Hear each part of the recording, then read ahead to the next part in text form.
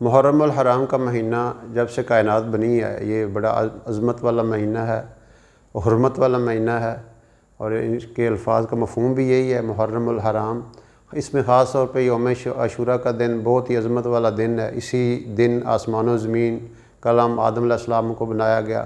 آدم علیہ السلام کی توبہ بھی اسی دن قبول ہوئی۔ یونس علیہ السلام کو مچھلی کے پیٹ سے اسی دن نکالا گیا۔ ادریس علیہ السلام کو آسمانوں پہ اٹھایا گیا۔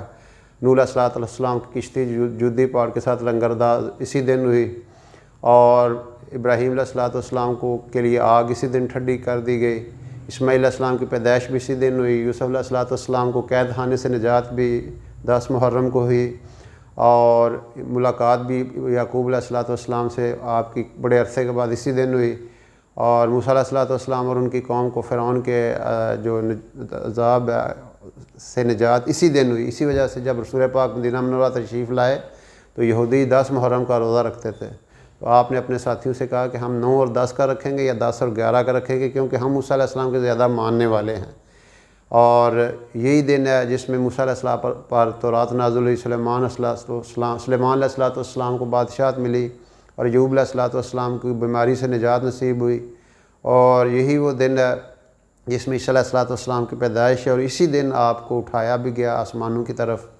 اور سب سے پہلی جو بارش ہے دنیا میں وہ اسی 10 محرم کے دن جو ہے وہ بارش ہوئی، اور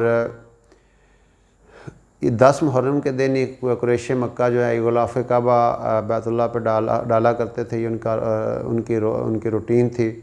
اور پھر اسی دن حضرت خدیجہ حاجۃ الکبریٰ سے آپ کا نکاح ہوا۔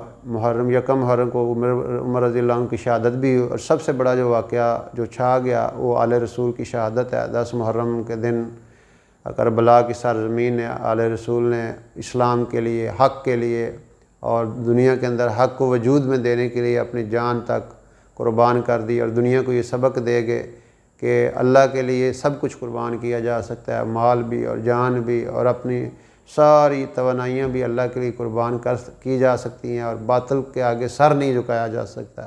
یہ اس 10 محرم کا پیغام ہے، اور اسی دن قیامت بھی آئے گی۔ قیامت کا وقوع جو ہے جو اسی 10 محرم کے دن ہوگا۔ اس وجہ سے یہ بڑی برکت والا مہینہ ہے۔